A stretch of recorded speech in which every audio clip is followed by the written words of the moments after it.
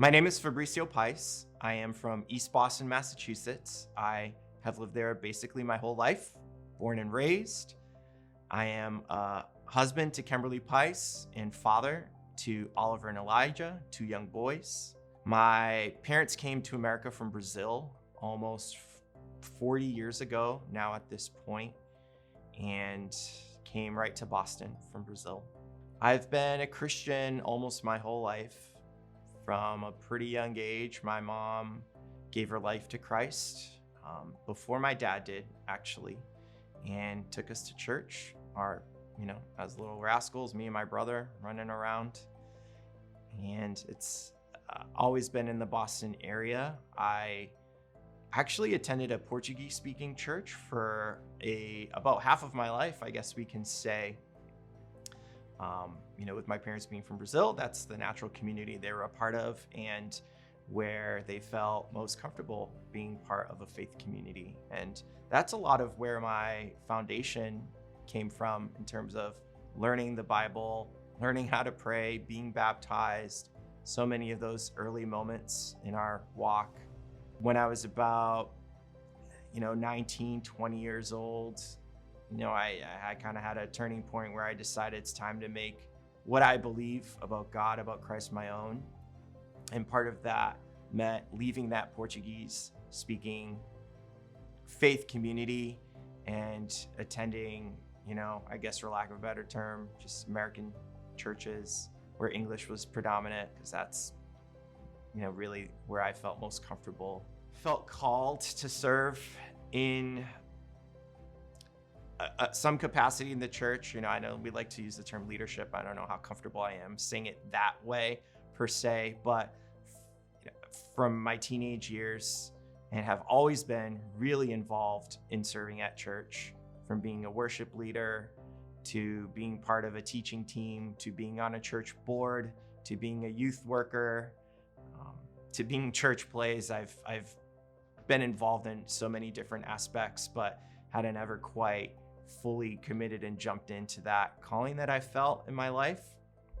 And although growing up, didn't want to be here in Boston as much as I am the biggest champion of our city today, God, one day walking downtown just kind of prompted my heart, my spirit to turn around and look up at the finance district. And I felt this question in my heart of, who's reaching these people?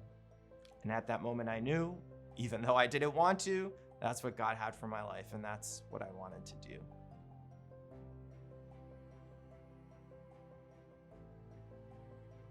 So I always asked a lot of questions, like I said, and sometimes welcomed, sometimes unwelcomed. Challenging the status quo is not always something that's looked at favorably, but I knew that in my life, the moments where I had grown the most in my faith, where I had grown closest to community, was in a small group. The youth group I attended actually as a teenager was composed of me, my best friend, and my younger brother. There was just the three of us and, our youth pastors, Travis and his wife, Christy. And we really lived life together. They would take us out, to go play laser tag, and we'd have sleepovers at their dorm up on their campus where he was attending seminary, and we would have a lot of hard, real life conversations. We had a lot of hard questions. My brother had really hard questions, and we had to wrestle with those things. And I've found that that's where I believe faith is developing the most in people.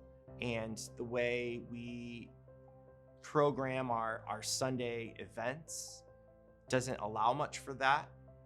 And, we've created small groups as a mechanism to try to solve that, but still there's a little bit of a barrier in terms of maybe transparency or togetherness or connectedness if you just kind of have random people signing up for groups, right? And microchurches, to me, really are a place where you can get to know one another, love one another, be involved in people's lives on a day-to-day basis, and develop true community, and to wrestle with sometimes hard topics that we have in Christianity that allows us to continue to grow together and push one another, dare I say, spur one another on, right, into good deeds and to living out the thing we say we believe, because we can't contain our belief system within the four walls of a building and keep drawing people back into that, but instead to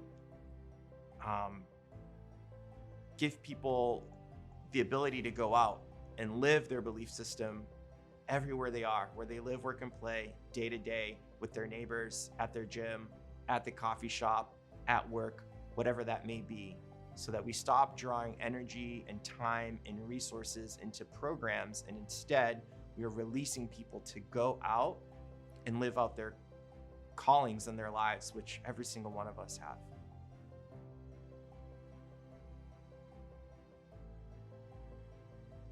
One of the things I share a lot and I say all the time to people is we are better together. I don't believe that any of us can go on this journey individually, because it requires a community to help shape us. It requires community to give us support when we're down. And we need people to, rub ideas off of. Leading a microchurch still requires intentionality and planning and making sure people have some markers, placed in front of them to see development and growth in their faith, in their belief. And Renaissance provides a place for us to gather microchurches together, to collaborate, to share ideas, to share wins, to share losses, to pray for each other, to share our hurts. This is so important. It's not that we don't need church and community and that it can't even be bigger, but with Renaissance, we have resourcing that's provided to us that, quite frankly, people leading microchurches don't have time. I have a full-time job that I work at 40, 50 hours a week in biotech, and I don't have time necessarily to be putting together documents or charts or plans or discipleship tracks per se, whatever it may be that we need. So we need a group of people who are dedicated full time to being able to resource our microchurches.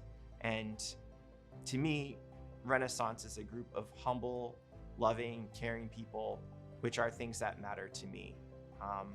And if I'm gonna align myself, to a group of people, there was no one other than Renaissance that stood out to me, where I knew that I can push forward this new idea, or really old idea that we're pursuing, to reach our city and to reach our neighbors and to restore, creation back to what it once was.